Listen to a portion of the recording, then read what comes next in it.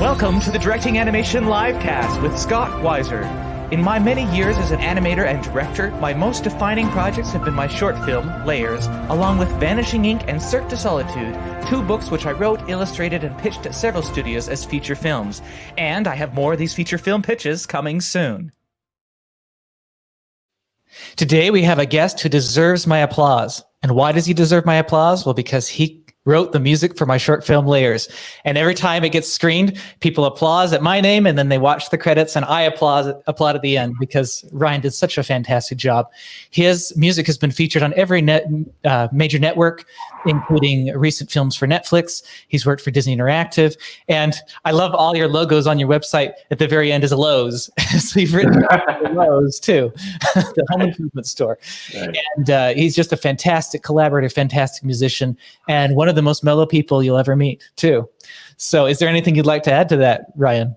My goodness. I know. I think that sums it up. Thank you. Did you deserve everything I just said? I don't know. That's right. The Lowe's thing? No. Okay. We'll get into that. No. We'll get into that. Yeah.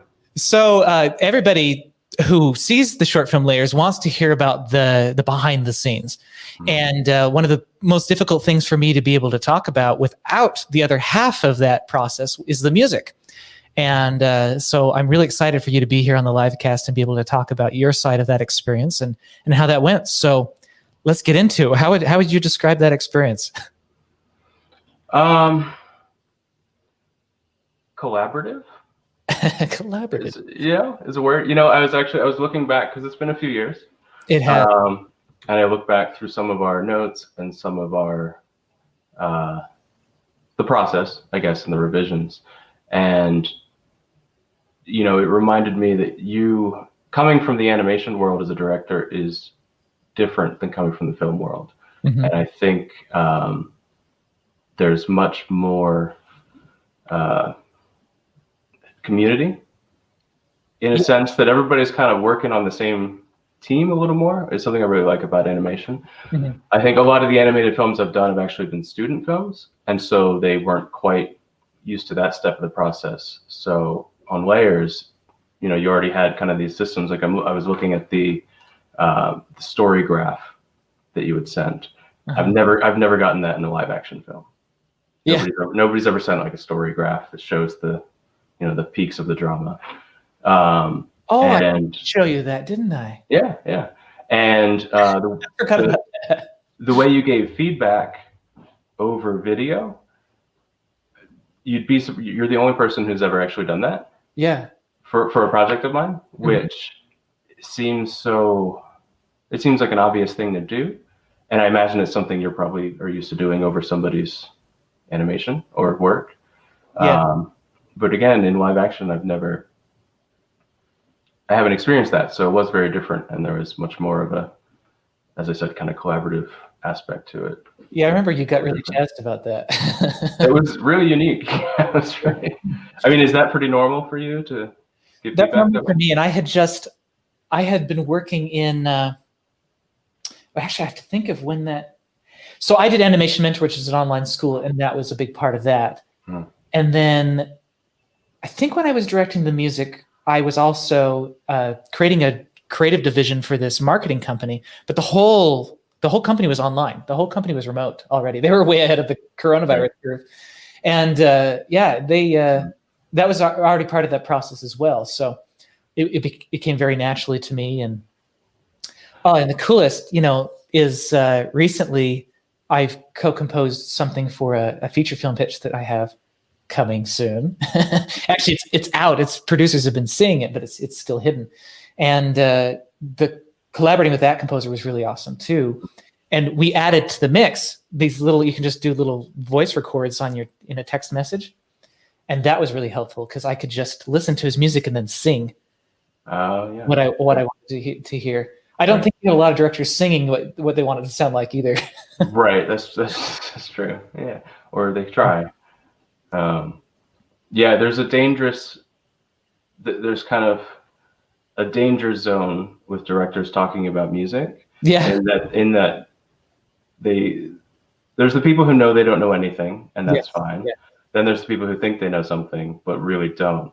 And that's that danger zone where they'll say very specific words and they really don't know what they mean. Like, oh, get rid of the arpeggio, and there's no, you know, just like things like that, very specific terms that you're like, that, what are you talking about? You know, that's funny. Or I think we need more E flat. And you're like, what are you, you know? So yeah. It's when you can go beyond that zone, and then it's, you know, safe again, so, which is good.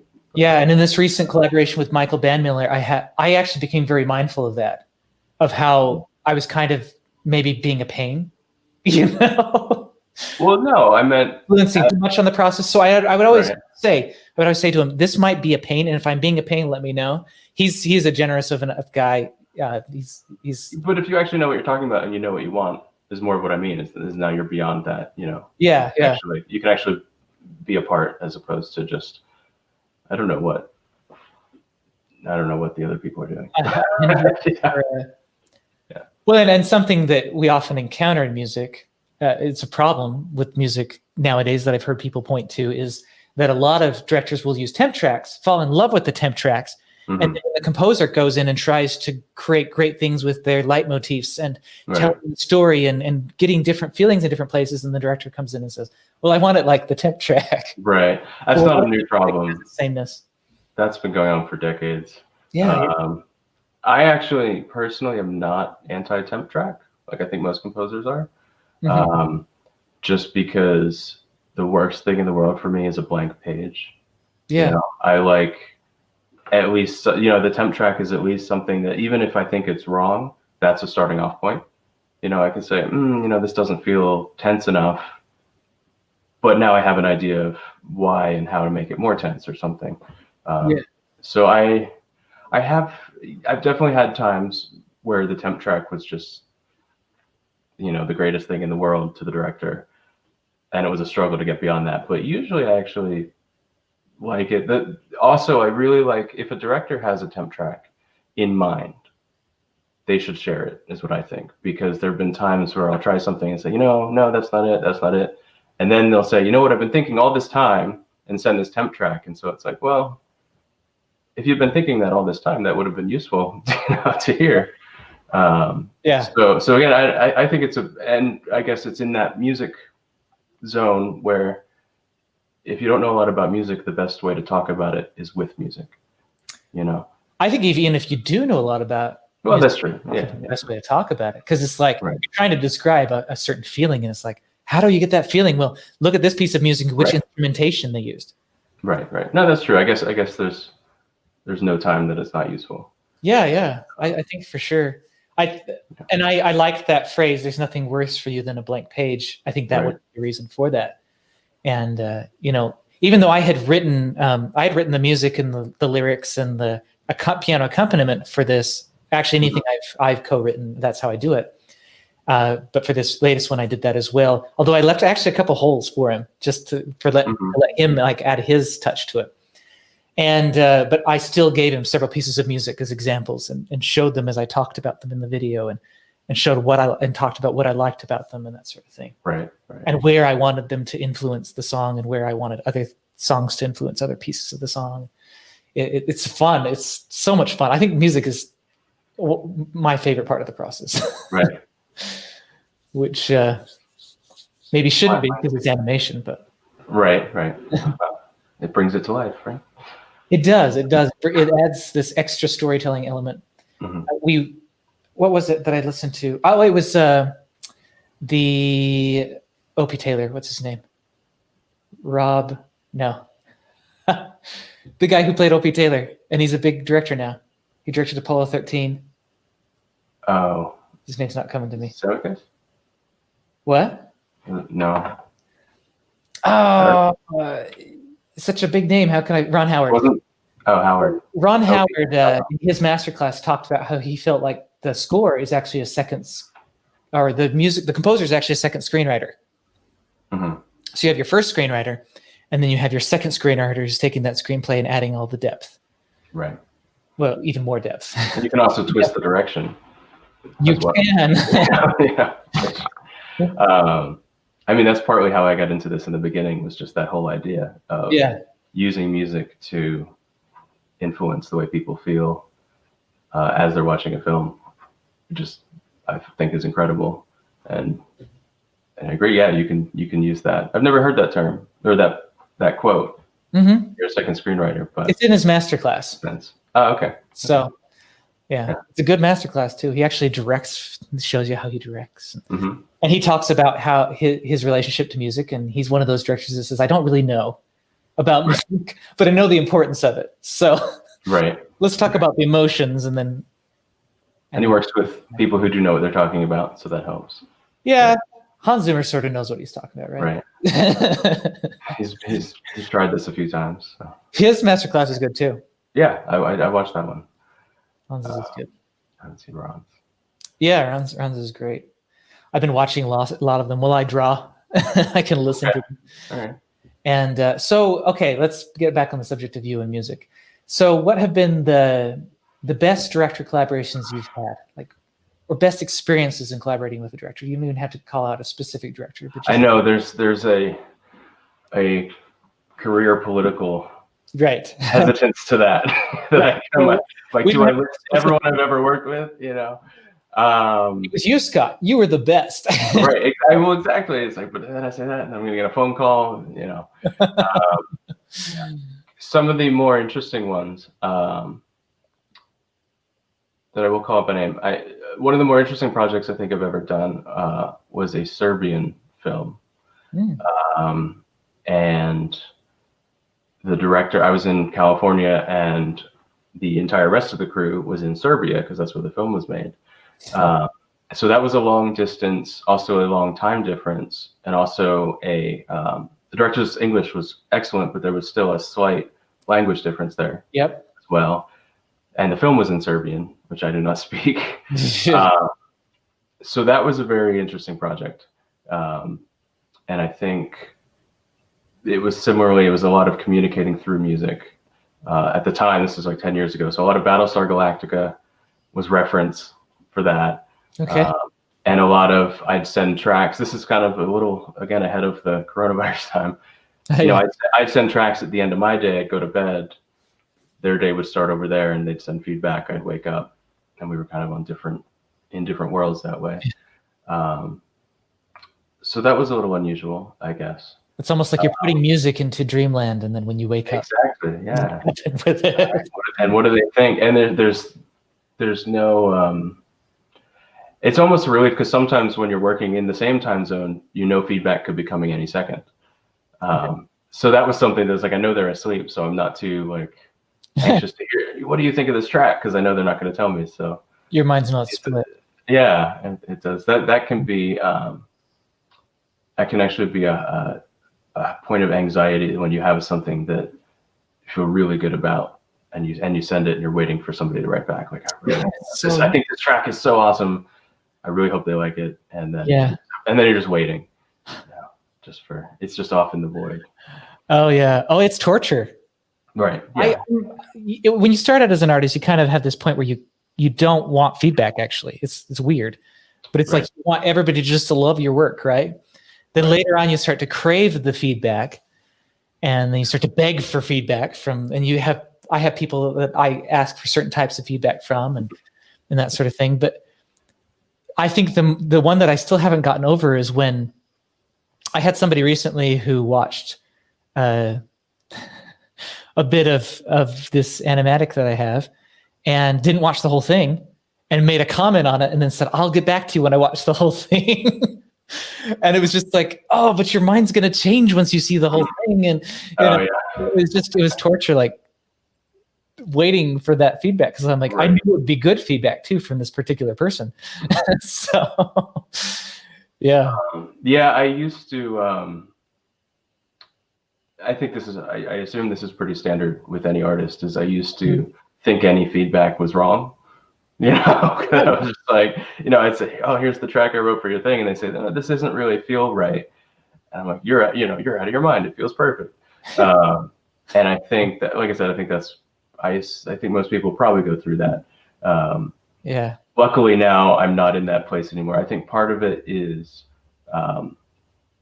not really at the time really thinking about how much more music there would be, So every track I wrote was a pretty big percentage of all the music I'd ever written. So this is a big piece of my portfolio I'm showing to you. That's a good point. Yeah. And now 10 years later, there's so much, there's just hours and hours and hours and hours of stuff, another 3-minute track. I want you to like it, but if you don't, I'm not, you haven't just ruined half of my portfolio by saying that. It's just like, okay, well.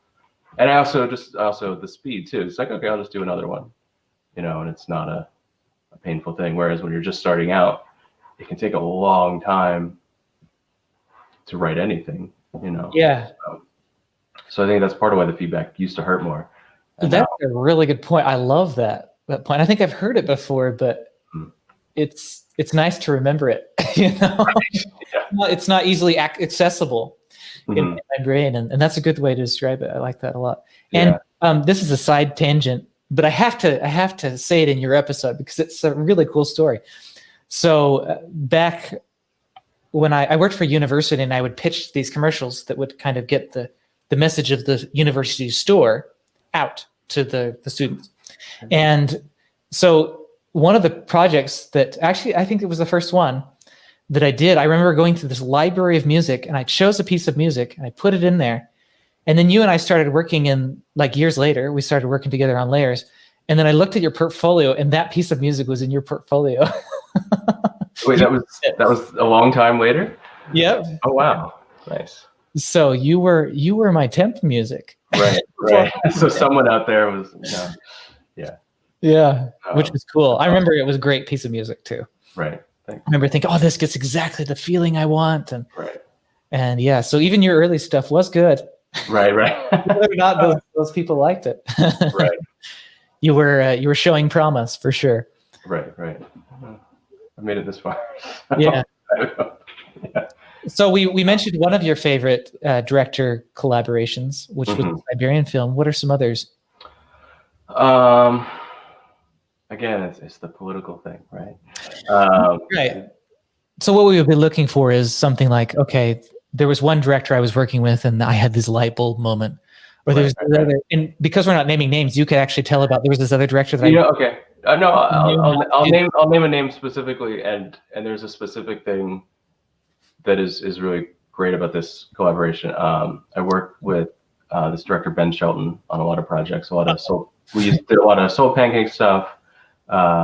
We did Candy Jar on Netflix. Yeah. And something specific, because I'm thinking the light bulb moment. I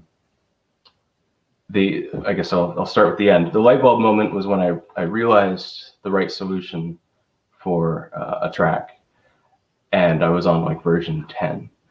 And the great thing of the way that connects to the collaboration is that he's so open to it being wrong, and let's just try something else. Yeah. I think there's been some directors where, you're like, oh, what do you think of that? There's a million ways to score a scene. Yeah. I say, what do you think of this one idea? They might think, that's not what I had in mind. This isn't going to work. It will happen sometimes, like this, we're not on the same page at all.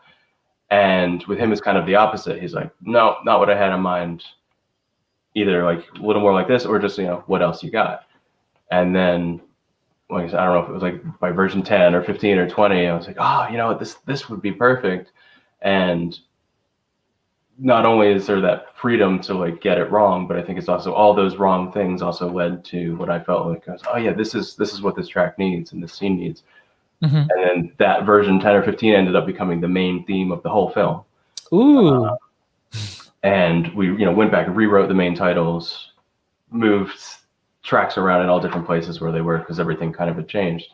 But it's because of that willingness to just, let me hear more. Nah, that's not it.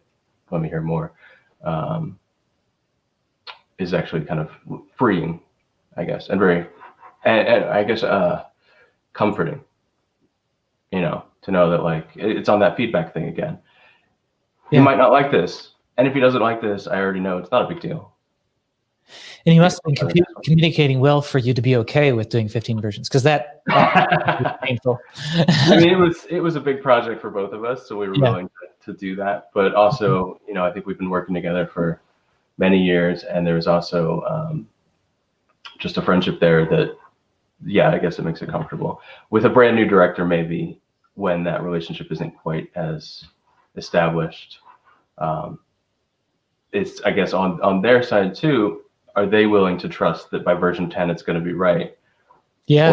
Or how long are they going to be like, this is just, you've done 9. This is obviously not working. So I guess it does go both ways. I guess he has to kind of be trusting as well that we will find it. What he has in mind. So. Well, that was an excellent example. Right. I learned from it, and since I'm here to learn, I have another question for you, and it's something, and you might not even remember. Okay. But there was a moment where I had an old theme that I had written, and I was wanting something a bit more in depth for layers. I thought that the theme that we had currently was a little bit too simple, right? So I sent you this theme and said, "What do you think of trying this out?" And then I never heard anything about it. Do you remember what happened to that? Or? Really? I never responded to that. Because I was angry, fuming in my room and like saying, "How dare you?" I have the archives. Yeah. Let's say, and I have motifs from you, and I have a logic session where it looks like I've been playing with them. So I don't remember specifically what melodic material might have come out of it. Oh, interesting. So maybe it did influence it. But I do see that. I guess I apologize for never responding to that. No, it's okay. I do see that I played with it. I know what you're talking about. Yeah. Because I see that I have it, and I have it in a session. It looks like several minutes long of at least sketching. Well, that was kind of my bad. I didn't realize I was calling you out on the spot. I thought I would be exposing myself as a bad director. No. Going up on that. The thing is, it popped in my head, and it's always interested me. Like, I wonder what happened to that little one thread, because everything else in the composing process, I mean, to your side, was just a really wonderful process. I was generally very impressed with what was coming out, and how you took that. I'm actually glad we kept the simple theme that you had in the beginning. The dun dun dun dun dun dun. Wasn't that right? And yeah, so you took that, and then it just kind of changed over the process until it became a pretty complex theme that was almost Joe Hisaishi-esque, Right. like the merry-go-round kind of. Where it's dun dun dun dun dun dun, and it changed and actually became its own theme over the story, and I thought it was beautiful. I do have several layers of thoughts on that. Yeah, I was listening to that yesterday and appreciating that I was able to kind of keep reusing that theme in kind of negative ways and positive ways and tense ways and peaceful ways. And that's something I occasionally teach composition students, and something that I cannot hammer enough is reusing material.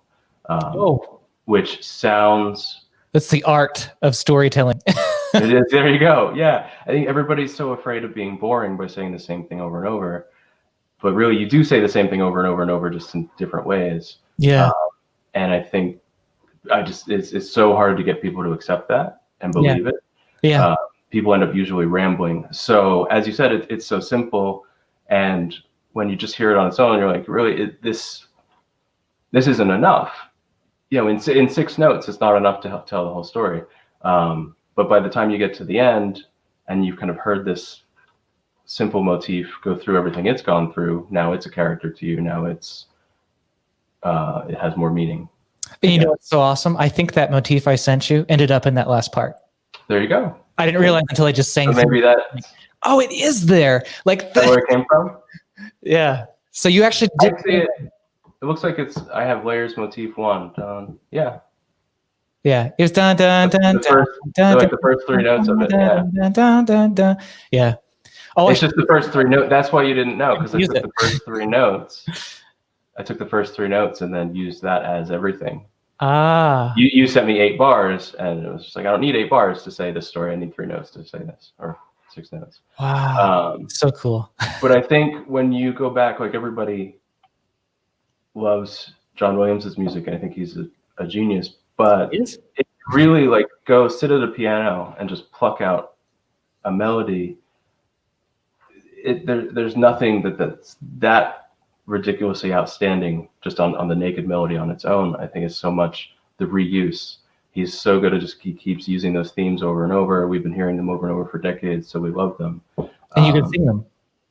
Of course, anyone can. And I think that I know, just I guess speaking to composers, and maybe this is true of artists with just a pencil sketch, there's a certain level of trust that just because you write something that seems too simple, that seems, this is only 6 notes, this doesn't tell the story, compare it to another artist and their theme is actually the same too. So you have to just trust, everybody's theme looks simple when it's just a pencil sketch, work with it, develop it, keep it going. And it has more meaning that way. That's really cool. And on the subject of reincorporation, there's a book called Impro for Storytellers. It's about improvisation. Mm-hmm. So there's a guy who teaches improvisation, and it was cool. You used his exact words almost. Because you think of improvisation, you think, okay, I'm going to go down there and I'm just going to be creative and funny, right? Mm-hmm. I'm going to get out and I'm just going to make the audience laugh, right? And that work makes for the worst improvisation, he says. Right. When you're just responding to the audience, just being reactionary. You can see that everywhere in our society, when you can see in little kids, like they do something funny and then they try to do it again and it's just not funny. It just doesn't land. Right. They don't realize what made it funny in the first place. Right. So he'll tell people to be dull, be boring. Okay. He makes them be boring. And then he teaches them the art of story. And one of those is you reincorporate, right? Mm. You don't have somebody bring you a cup and say, hey, look, here's a teacup. And you're like, oh, look, there's a bird.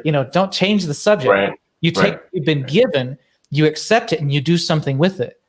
And then later on down the story, when the teacup's been forgotten, you're like, oh, remember the teacup? That's the solution to capturing the bird, Right. Although I just thought of a bad example of a teacup in a film, but we won't go into that. All right. That makes me think a little bit of jazz. And I think how non-musicians think of jazz, they think that a bunch of people get together and just kind of make it up for 4 hours maybe, or whatever, or even just for one song, and just make it up for 5 minutes. Mm-hmm. And it's just like, isn't it incredible that they just could know that this, and they don't realize that there's, a 32 bar looping chord structure underneath everything. Yeah. For most tunes, we'll say that somebody, even a musician, could just drop in the middle of the song and know exactly that an A flat's coming next. Yeah. So it's actually incredibly structured, despite giving this appearance of being what's the freest kind of music you can think of, jazz. Yeah. It's incredibly structured. So it's hard to do. Hard to structure? I think it's one of the hardest musics to do is jazz. I don't know. I guess. I went to a jazz school. It's hard to know. Oh, for me, one of them. Yeah. I love jazz, so I generally try to go toward jazz. Well, if you have experience, I guess if you have some experience with it, you will start to see the structure and feel the structure. And I do more and more. But I remember at the beginning, like I wanted my things to be jazzy, and it was so hard for me to make it jazzy. Mm-hmm. And part of that was lack of knowledge, lack of an understanding of how to do that chord structure and right thing, and how to write that, and just 7th chords, and you'll be fine. And my son wanted to learn The Incredibles on the piano, like nice. The Incredibles theme, and so I started playing it, and it was like light bulbs were going off in my head. I was like, oh, this is amazing. Right. And I started to understand like where the jazz was in that music. Right. Until I sat down on the piano, that I was like, oh, this is how you get the Incredibles effect. You have this beautiful mind moment, and you had augmented chords floating around you. Yes, it was. Don't tell my wife, but there's some hallucinations coming in the near future. So. Right. But yeah, what a beautiful movie though. that movie is fantastic. So yeah, there's something I wanted to revisit that you were talking about as well, but I can't remember what it was. What was it? we brought up John Williams. We talked about I sketching. bookmarked something in my head that I was like, we're going to come back to this. Oh, yeah, developing a motif. Yeah. So some of my favorite motifs are actually pretty long. Okay. But when you break them down, for example, Indiana Jones, you have the dun, dun, dun, dun, right? That's the motif. That's the motif, and then he plays with it and creates a theme, right? So I would like to talk about the ins and outs of writing a theme. That's one of my favorite things. Oh, man.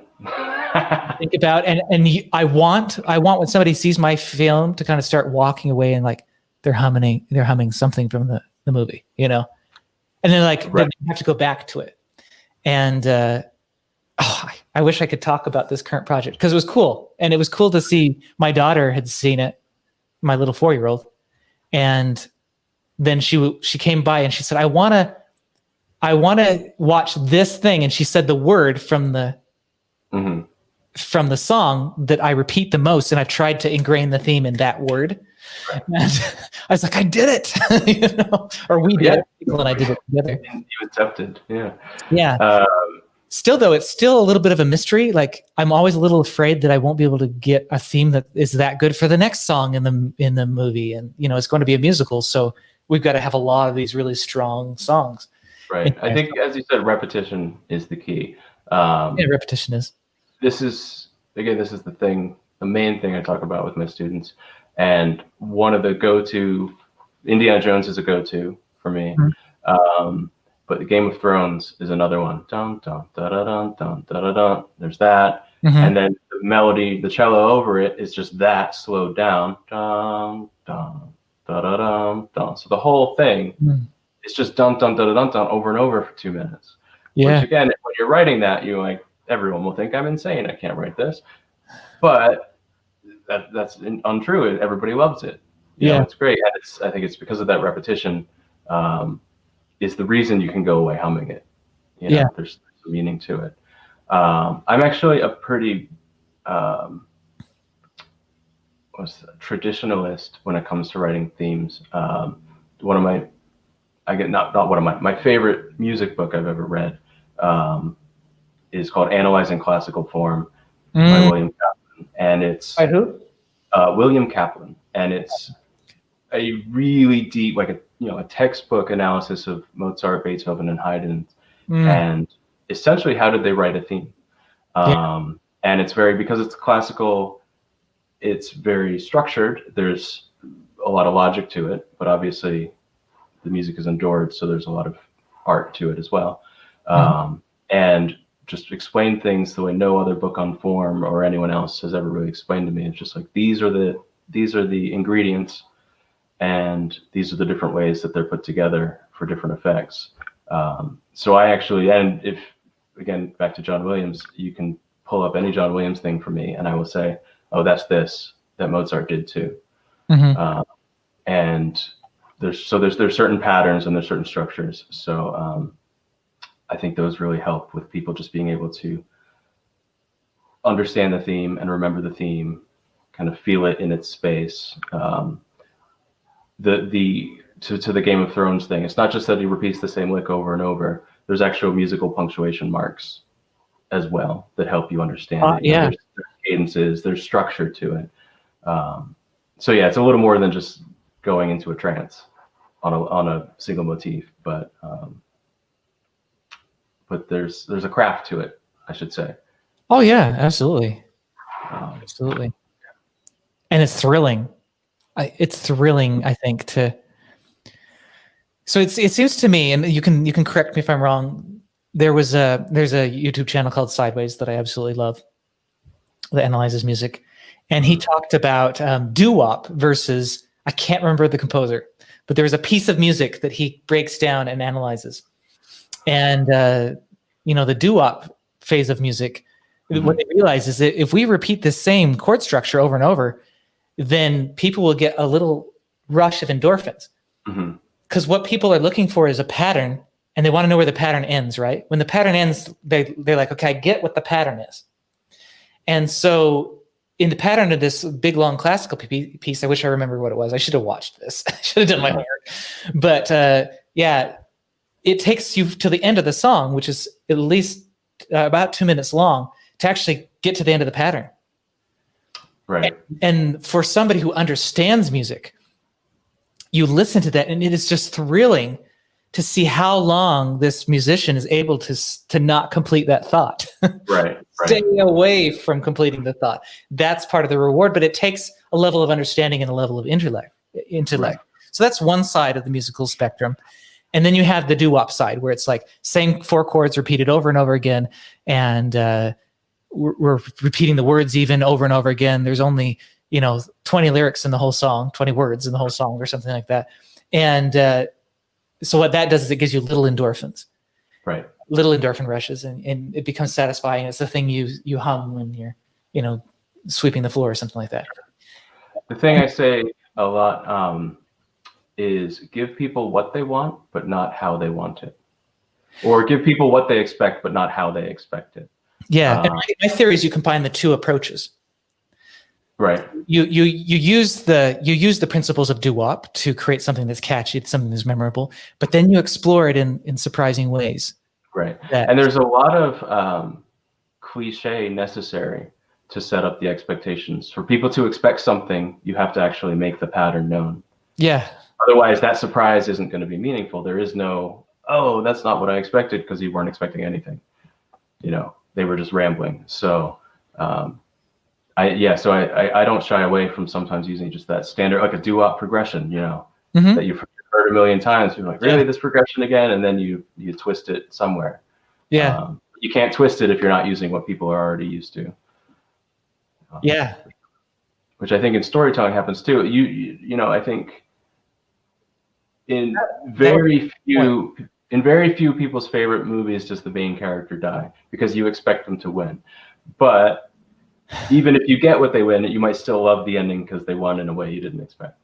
I can't think of an example off the top of my head, but I guess there was that controversial thing in Hollywood about subverting expectations. It is, and there's a difference between just like, you weren't seeing that coming, to it being satisfying and like actually being like, oh, you weren't seeing that coming, but it still satisfies what you were kind of expecting to in that world.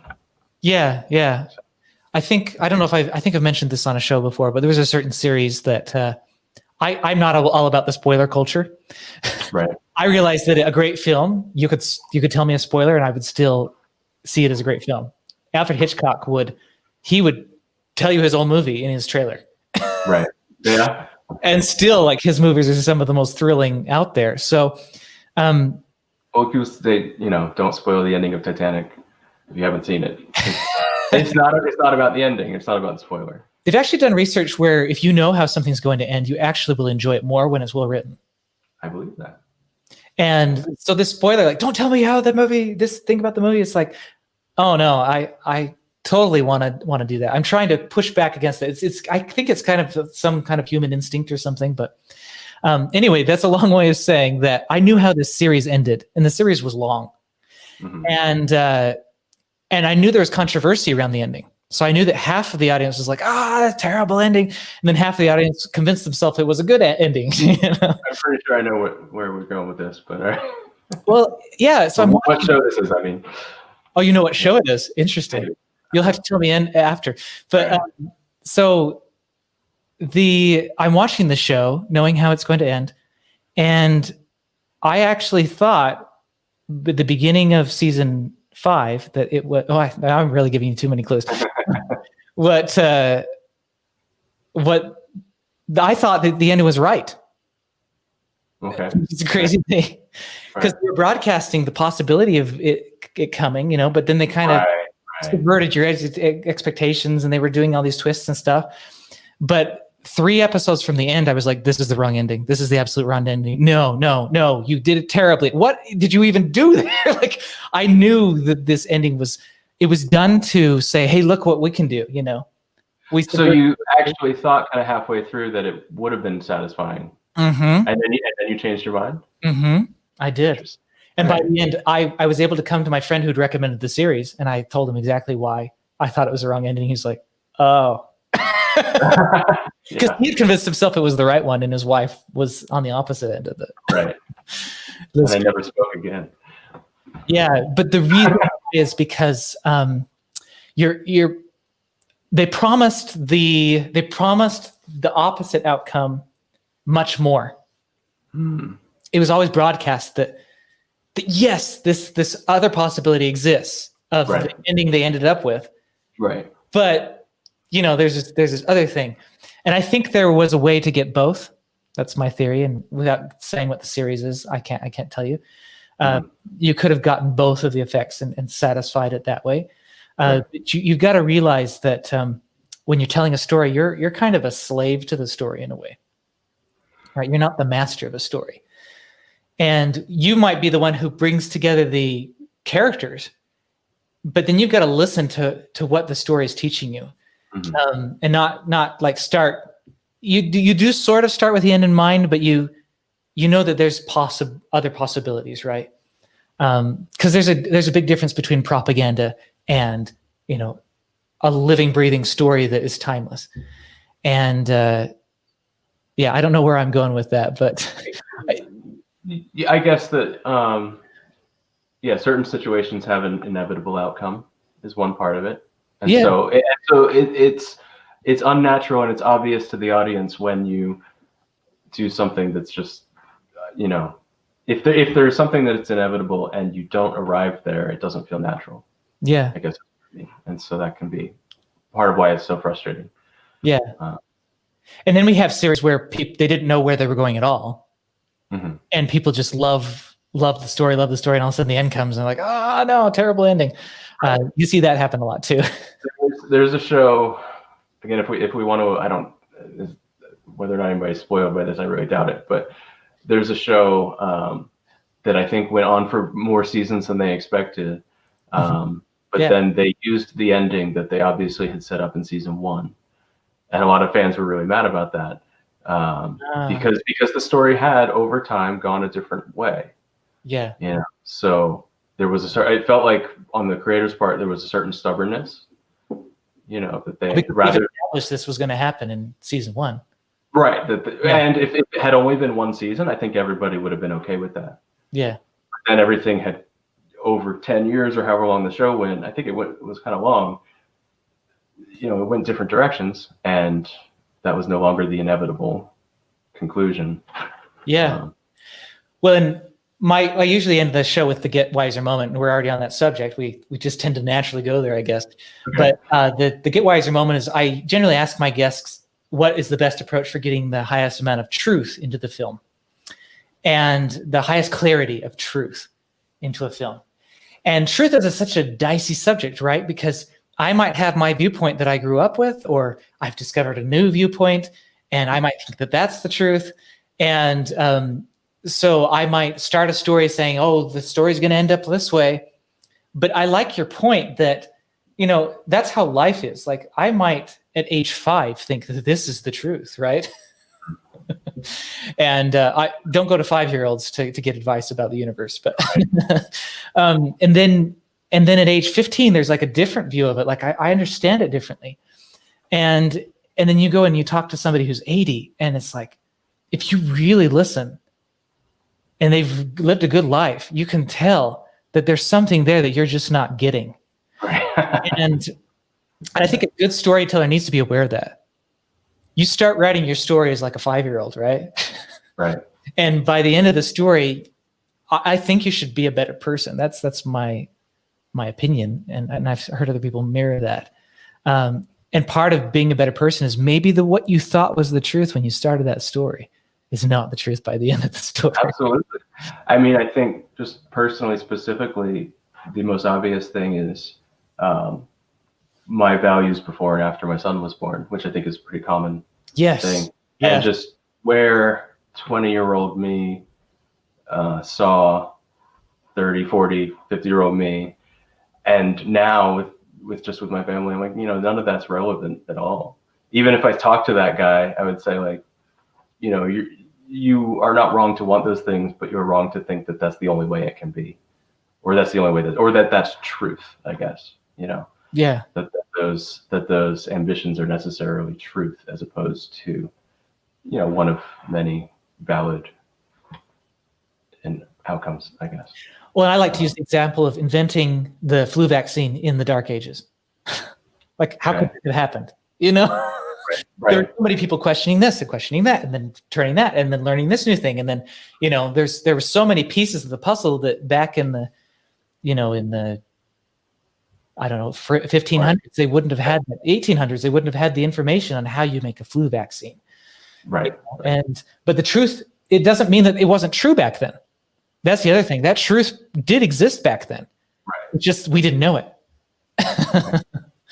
And that's kind of a mind-blowing thing to think about, because then we know right now, and that's kind of the thrill of being a storyteller. And as a musician, you're also a storyteller.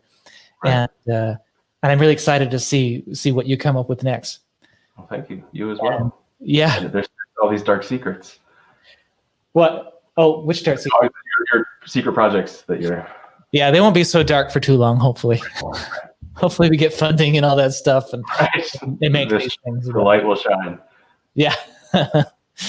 But yeah. All right. Well, we have to end there. Is the best place to find you RyanLeach.com? It is. And then they can find all your social medias from there. And LEACH.com. Yep. And the name's actually here on the screen. So it's RyanLeach.com. That's the one. And until next time, enjoy. Thank you very much. It was a pleasure. You have been watching the Directing Animation Livecast with Scott Weiser. Audio version edited by Kiera Horowitz. Copyright Scott Weiser LLC 2020.